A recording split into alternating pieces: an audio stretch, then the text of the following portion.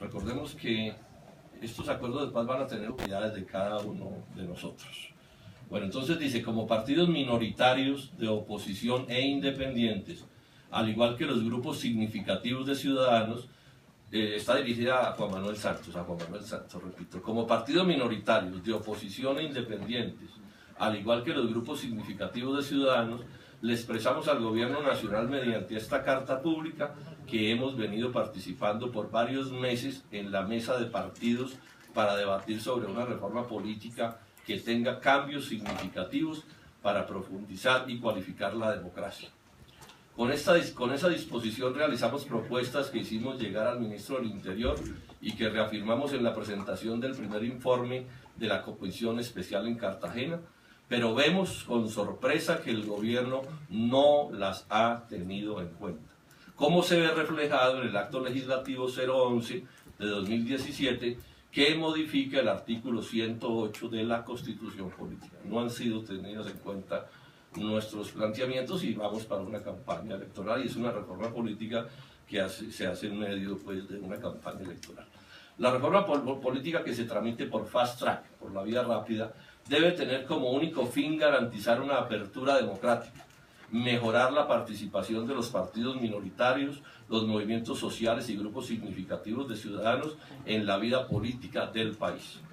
Por lo anterior queremos expresar los puntos que aspiramos sean incluidos en la reforma, para que cumpla con el espíritu de ser una apertura de la democracia con adquisición progresiva de derechos. Primero, las reformas deben garantizar la participación del partido político que se derive del proceso de paz con las FARC-EP. Sobre eso no tenemos ninguna duda. Pero, igualmente, debe garantizar garantías para que se mantengan los derechos de los partidos en un periodo de transición acordado por 8 años en el marco del acuerdo de paz, en la cual se reduzca el umbral al 2%, reducir el umbral al 2% para la distribución de curules al Senado, mantener la presentación de listas abiertas o cerradas, y la postulación de candidaturas a cargos uninominales de acuerdos o de cuerpos colegiados por los grupos significativos de ciudadanos. Segundo, la personalidad jurídica de los partidos y de los grupos significativos de ciudadanos se debe garantizar independientemente del umbral.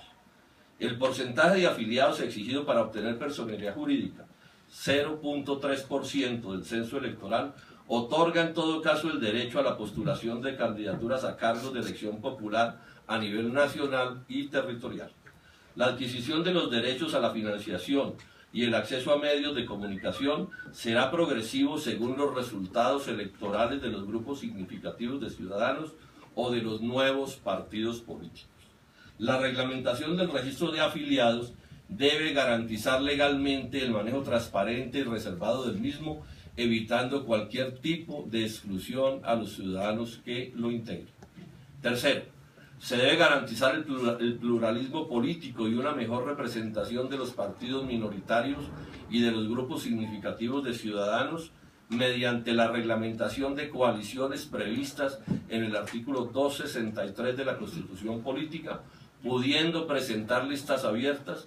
Dicha reglamentación se tramitará por fast track. Este es un punto clave, que es el de las coaliciones para estos casos por parte de fuerzas minoritarias.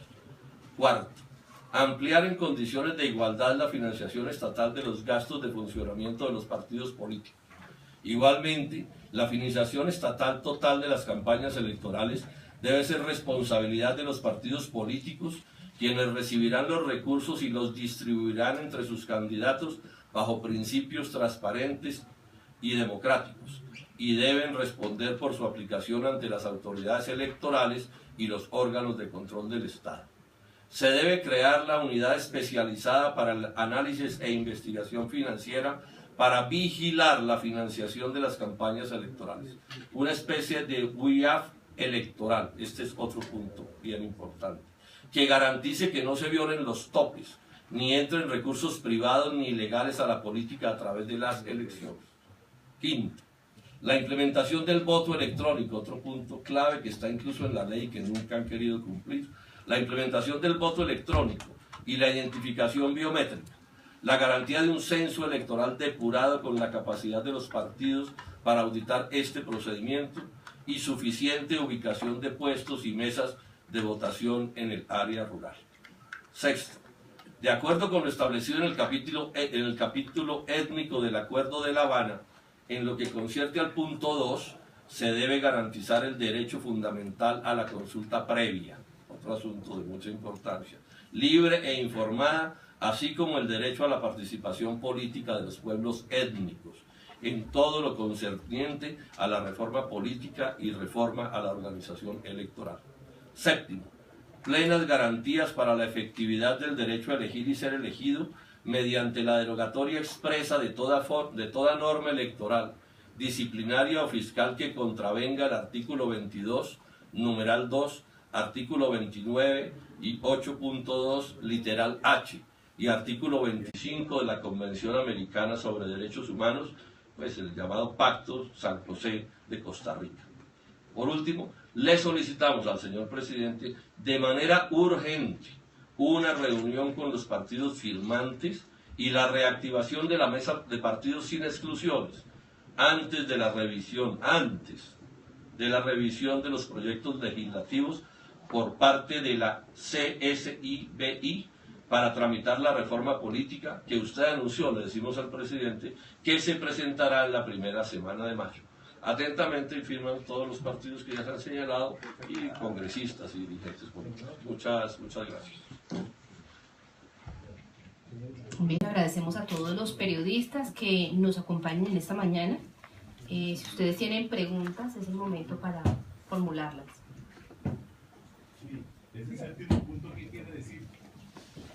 El séptimo punto es que Colombia cumpla con la Convención Americana de Derechos Humanos, con el Pacto de San José de Costa Rica, que establece expresamente que ningún ciudadano puede ser privado de sus derechos políticos por una autoridad administrativa sin que medie una sentencia con garantía de doble instancia. Eso es lo que establece la Convención Americana.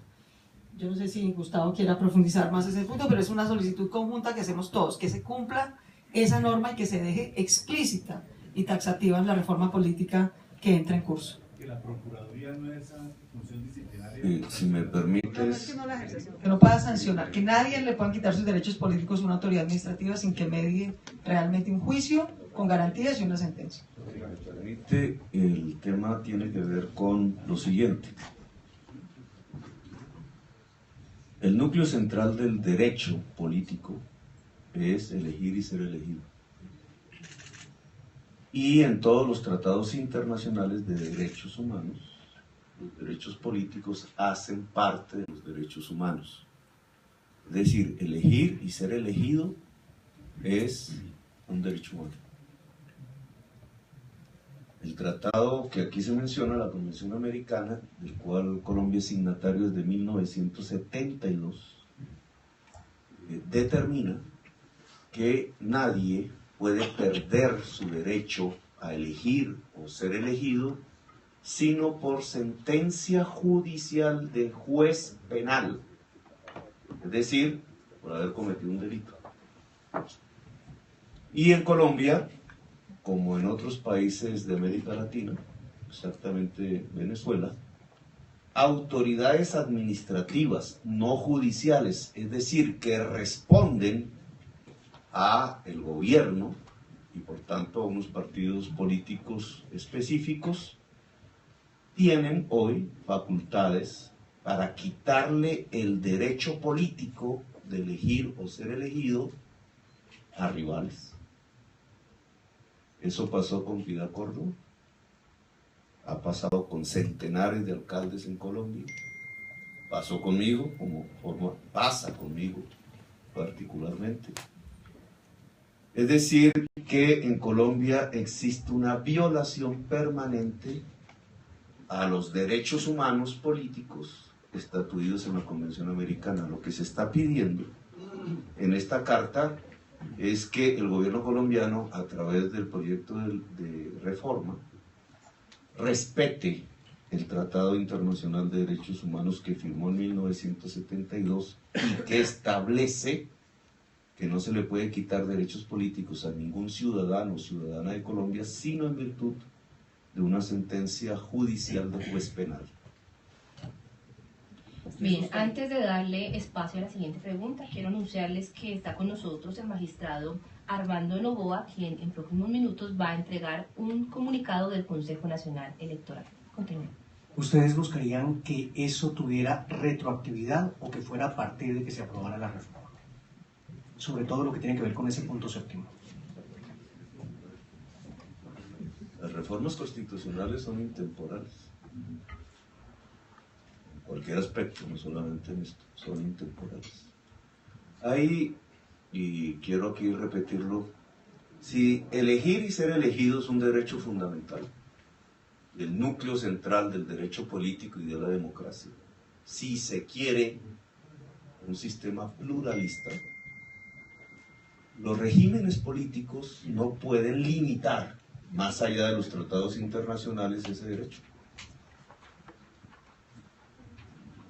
Lo que ha sucedido en Colombia es que hemos violado la Convención Americana desde hace décadas y fundamentalmente en los últimos años. Y en esa medida lo que uno esperaría de un proceso de paz, porque aquí estamos hablando de fast track, es decir, de una derivación de tipo normativo ya de los acuerdos de paz, es que si los acuerdos de paz lo que buscan es precisamente el pluralismo político y las garantías al ejercicio de la acción política, pues lo que estamos observando en el proyecto del gobierno, en varias razones y en varios puntos que aquí se han tocado, es que el gobierno pareciera querer es lo contrario, limitar aún más de lo que ya está el ejercicio de la acción política. Y en esa medida lo que pretende la Carta es, entre varios puntos, liberar la acción política, volver la acción política libre para un país pluralista. Y en esa medida pasa por respetar los tratados internacionales de derechos humanos, que entre otras cosas no lo deberíamos estar escribiendo en la Carta. La Constitución lo ordena. Pero desgraciadamente, a pesar de que la Constitución lo ordena en su artículo del bloque de constitucionalidad, la realidad es que diversos funcionarios administrativos no judiciales vienen quitándole derechos políticos a centenares de ciudadanos y ciudadanas en Colombia, violando completamente el ejercicio de la política, la posibilidad de hacer oposición y la posibilidad de hacer gobierno. Bien, continuamos. Perdón, el punto 6.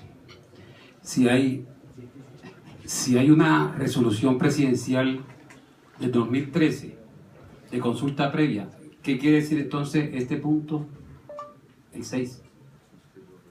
No, justamente que se ratifique en la reforma política, que en ningún momento la reforma política se preste para cuestionar, sino al contrario, para garantizar aún más o desconocer el derecho de consulta previa que tienen las comunidades étnicas en Colombia, sino que eso quede, digamos, consagrado como parte no solamente de los derechos étnicos, sino de los derechos políticos de esas comunidades. Queremos reiterar ese punto porque hemos escuchado posiciones diversas del gobierno que nos preocupan en ese sentido. Gracias. Edwin Gutiérrez de Noticias RCN. Uno lo que ve en términos generales es que, si bien ustedes están de acuerdo con la llegada del grupo político que surja de la dejación de armas de las FARC, muchas de las normas que están transitando por el Congreso afectarían a sus movimientos políticos, es lo que yo entiendo, en temas de financiación, en otros temas. No sé si estoy equivocado, es decir, ¿ustedes creen que hay demasiadas concesiones, quieren equilibrar eso? Porque en algunos casos, no en todos, el mismo nicho electoral que pelearía las FARC sería con algunos de ustedes, no con todos. ¿Se están blindando contra el acuerdo? ¿O cómo se entendería esto en términos políticos? No, la carta es muy escueta, ¿cierto? Su interpretación es muy interesante, pero no es la nuestra. Nuestra interpretación es otra. Nosotros lo que estamos diciendo es una reforma política debe servir para ampliar la democracia, no para restringirla.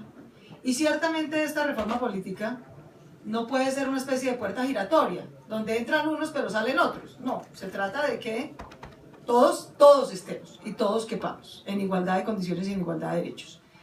Y por eso las solicitudes son muy concretas. Las solicitudes no son una manifestación de preocupación por el acuerdo de paz. A nosotros no nos preocupa el acuerdo de paz. Nosotros celebramos el acuerdo de paz. Respaldamos el acuerdo de paz. Lo que queremos es que la reforma política que radique el gobierno sea coherente con el acuerdo de paz y con el propósito en general de que la paz sirva para ampliar y fortalecer la democracia, no para cerrarla.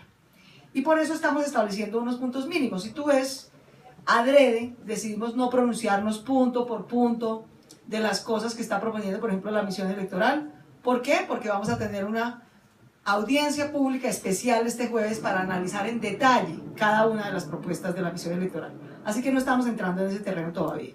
Estamos señalando unos puntos mínimos de lo que una reforma política para ampliar la democracia, garantizar los derechos de quienes ya estamos en democracia y quienes van a ingresar, cumpla ese propósito.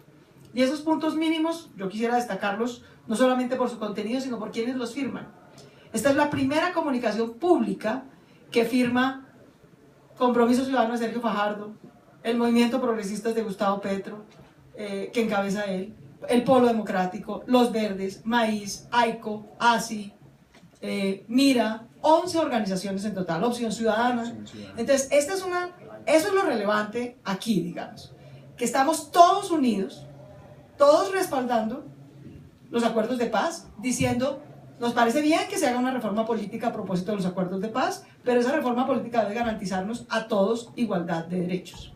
Y estamos pidiendo unas cosas muy concretas, que se cumpla la Constitución colombiana y la Convención Americana de Derechos Humanos, que establece que debería estarse cumpliendo desde 1972 y aún hoy, 2017, no se cumple. Colombia todavía tiene autoridades administrativas que le quitan derechos políticos sin que medie una decisión de sentencia penal a ciudadanos colombianos. Eso es completamente inconstitucional e ilegal. Es una garantía elemental con la que deberíamos arrancar este proceso. Segundo, que si los acuerdos de paz mencionan un periodo de transición política de 8 años para la incorporación de las FARC, muy bien, pues que ese mismo periodo aplique con unas garantías para que quienes estamos en la vida pública, en la vida política, sea como partidos minoritarios, alternativos o movimientos ciudadanos, tengamos la garantía de competir. Y creemos que la principal garantía en ese periodo de transición es tener un umbral del 2%. No que nos vayan a subir el umbral ahora y nos apliquen normas más drásticas. Que se nos garanticen los temas de mayor financiación pública, tanto para el funcionamiento de los partidos como para las campañas. Para todas las campañas, no para las nuestras, sino en general, para todas las campañas. Que no se vaya a, digamos, a poner una talanquera en términos de la adquisición de personería jurídica para los nuevos movimientos y partidos. La ley que acaba del acto legislativo que acaba de radicar el gobierno es completamente antidemocrático y, en nuestra opinión, inconstitucional. Y estamos, de hecho, mandando esta carta porque ¿de qué sirve conversar si cuando radican los proyectos, los radican con un contenido distinto al que se ha acordado? Pretender imponerle más de un 1% de afiliados a un partido para que pueda acceder a financiación pública es acabar con los partidos alternativos en Colombia. Un 1% de afiliados, es decir, casi 1 millón de afiliados, no los tiene ningún partido en el mundo. Yo los invito a que busquen un partido político en el mundo que demuestre que tiene un registro de afiliados de 1 millón de personas. Eso es imposible. De manera que lo advertimos en las conversaciones con el ministerio y no pasó nada. Por eso estamos mandando esta carta. Que se cumpla la ley actual.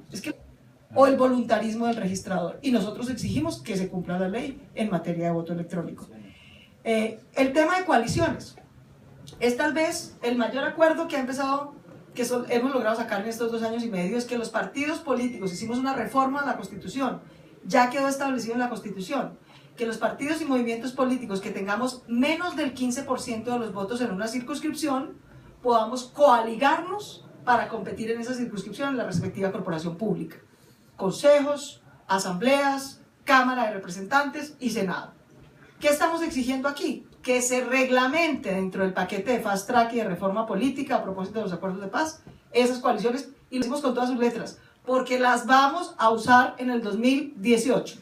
Y no vamos a permitir que nos embolaten un mecanismo que hemos luchado, que hemos conseguido en democracia como el de las coaliciones, porque ahora los señores de la Unidad Nacional y otros están nerviosos porque es que nos ven fuertes. Sí, somos fuertes, vamos a cambiar esta democracia. Peleamos por las coaliciones, las logramos aprobar en la Constitución y exigimos que se reglamenten y no que se nos embolaten. Entonces, esos son los puntos y respaldar la preocupación que ya mencionamos sobre que no se embolate la consulta previa, que se garantice que no solamente es un derecho de las comunidades étnicas, sino que a su vez tiene la connotación de derecho político. Son los 7 puntos muy concretos. Entonces, yo quiero destacar, estos son los puntos mínimos que una reforma política coherente con la ampliación de la democracia a propósito del proceso de paz consideramos los firmantes que debe tener. Podemos discutir más cosas, que es la arquitectura institucional, que si debe haber corte, que si no va a haber corte. El diálogo seguirá sobre otros temas. Pero si alguno de estos 7 puntos no está, esa reforma política es un fracaso, es antidemocrática y lo que pretende es cerrar la democracia en vez de abrirla. Y ninguno de los 11 firmantes apoyaría una reforma política que se tramite en este Congreso o que se ponga a consideración del país que no incluya estos puntos. Insisto, podemos discutir otros, más, pero no menos. Eso, como un acuerdo, insisto, relevante, que yo recuerdo es la primera vez, yo estaba en todas estas conversaciones, pero es la primera vez que sobre estos temas de reforma política y quizás sobre cualquier otro tema, nos pronunciamos 11 movimientos políticos y partidos minoritarios que tienen varios precandidatos en este momento a la presidencia, que nos unimos para ratificar nuestro respaldo, digamos, a la implementación de los acuerdos de paz, pero para advertir que mínimo estos 7 puntos tienen que estar en una reforma política que se considere democrática. Yo quisiera complementar es muy breve.